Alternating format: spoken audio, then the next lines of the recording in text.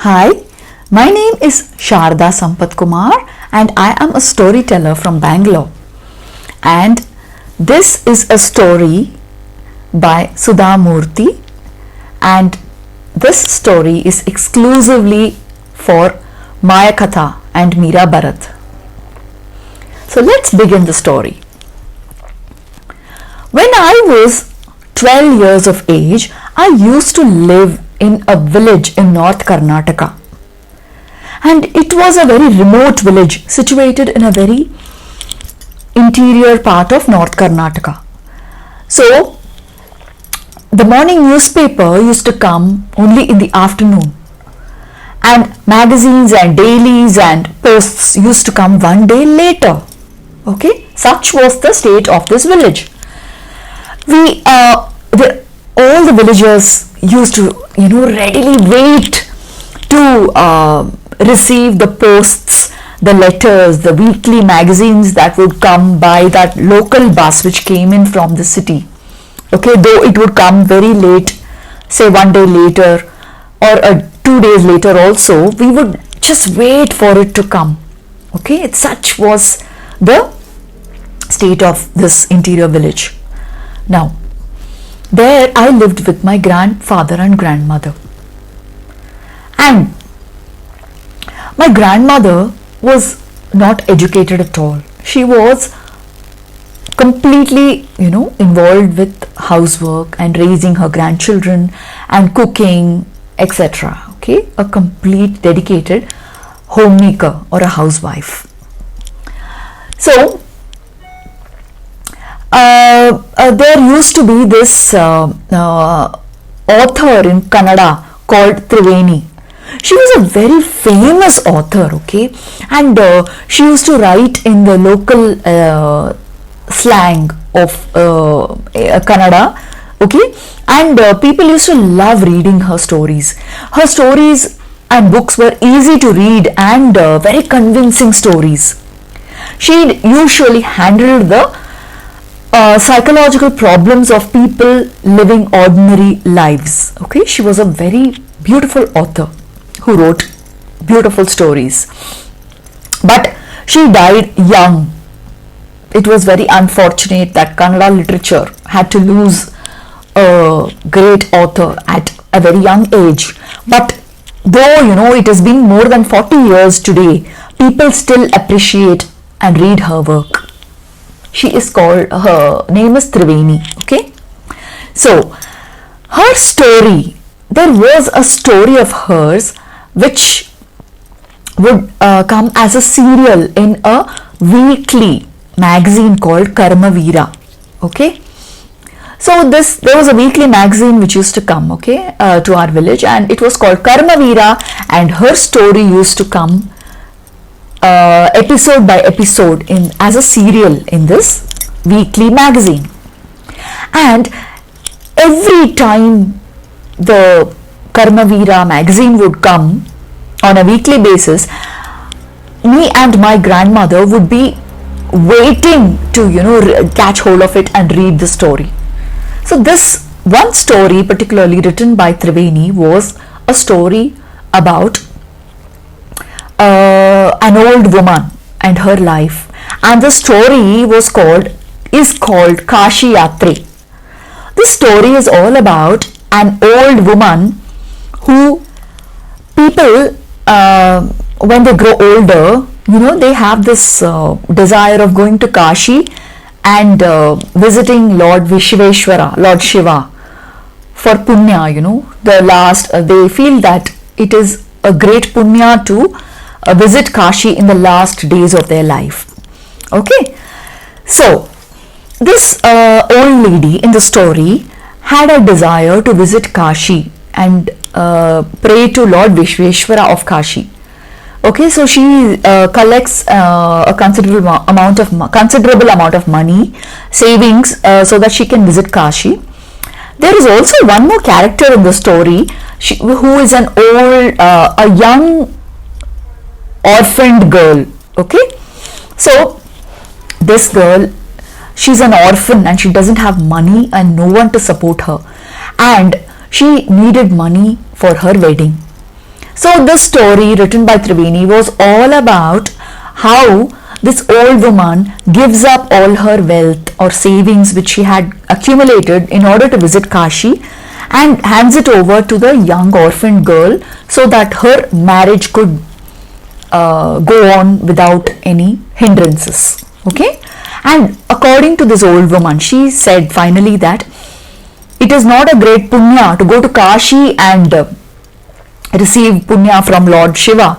It doing deeds like this also was equally, very valuable for her. So she deprived herself of the opportunity to go to Kashi, and she gave all her savings to this young orphan girl to help her in her wedding. Okay, so this was a story, and it used to come in weekly episodes, as I told you, in this magazine called Karmavira. Once there was a wedding in the family, and all the children, it was in another village. So I had also got this opportunity to go to that village to attend this wedding. My grandparents stayed back. They did not come along. And after it was, how weddings were in olden days, right? Very, very colorful and magnificent, and magnificent weddings, and elaborate weddings that went on for days. So I had just planned to go there for a couple of days, but because of certain reasons I had to stay back for a whole week. And I came back after an entire week, and it was usually, we sleep on the terrace of our house. So it was that night when I returned back, my grandmother, I used to call her Avva. In Kannada, Avva meant grandmother. And she came to me and very lovingly stroked my head, and she told me how much she missed me, and there were tears in her eyes. I couldn't understand, what difficulty she was going through. So I asked her, Avva, why are you crying? She did not reply. She just smiled at me, and she was just looking and thinking for herself. Okay, and then after a while she started talking to me. I knew that she wanted to converse with me, so she started talking to me. She said, when I was a child, my mother died. I was very small, and my father remarried, and it was not so important for children to get education as today's generation. Everybody, boy or girl, everybody is given education, right? So children, especially women, were not given adequate education, and all that the women did was get married, take care of the household, bear children, and take care of children, grandchildren, and all that. So in the same way, my Avva also said that, I had taken care of my family, my household chores, and I was so busy raising children, grandchildren, and cooking and all my daily chores that I did not consider it as a regret that I did not study. But though there were times when I had felt that sudden strong desire that I could have been educated. Okay, so it was then that she shared the truth with me that when you had gone away for this wedding, this weekly magazine had come, and I was literally waiting to see what was going to happen in that story. So all I could do was take the paper, take the weekly magazine, and just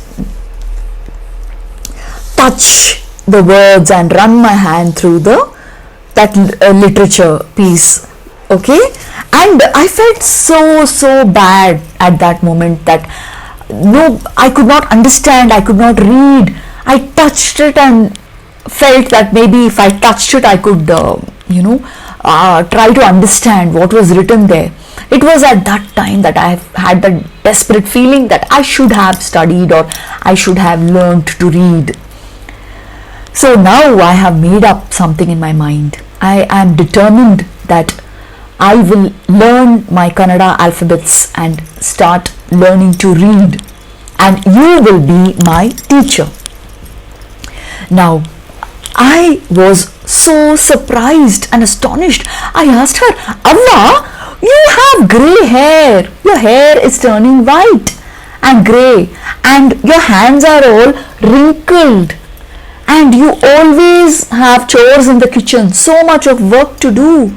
So, are you sure that you will be able to learn to read at this age?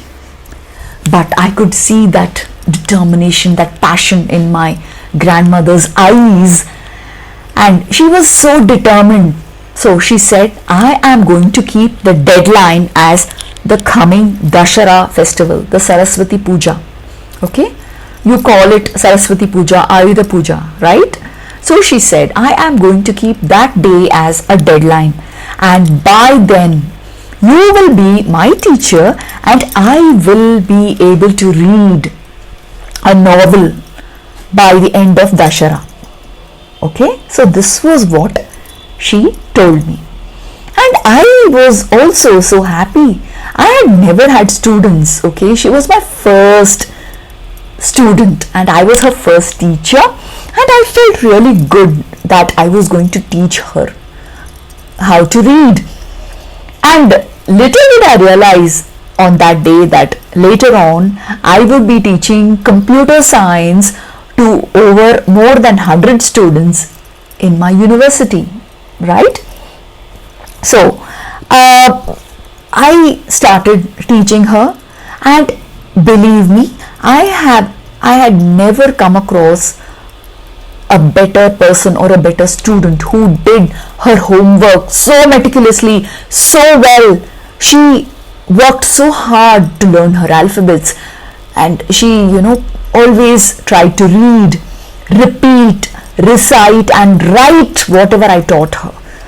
Such fierce passion I could see in her, okay? And it was Dashara and the Saraswati Puja day, and I had decided that I would buy this novel called Kashi Yatre, which had been published as a book by then. So I decided that I would be giving her this book as a gift on Saraswati Puja day. And so she took me to the puja room and she made me sit on a stool, and she gifted me a beautiful frock material which she had bought as a gift for me. And I handed over this book to her, okay, called Kashi Yatre by Triveni. She kept the book there and she fell on my feet. I was shocked because I had never heard of elders falling at the feet of young people.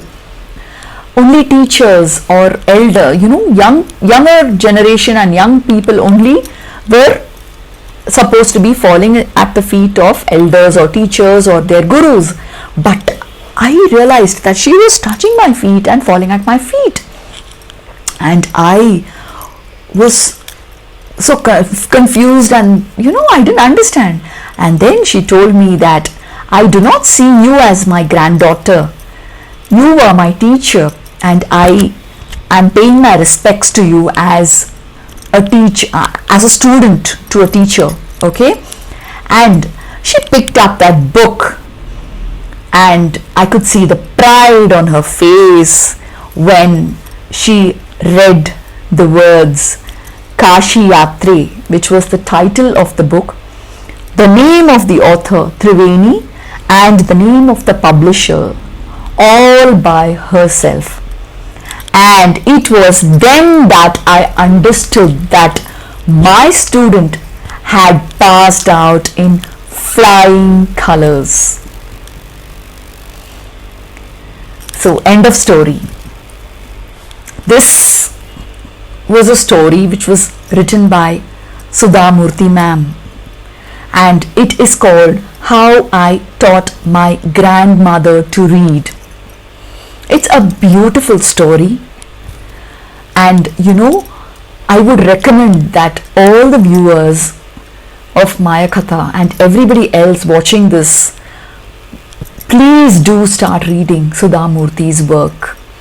She is an ocean and she has beautiful stories from real life and imagination. I hope you enjoy the story. Please do listen to the story and give me your feedback. And please like and subscribe to my channel. Thank you.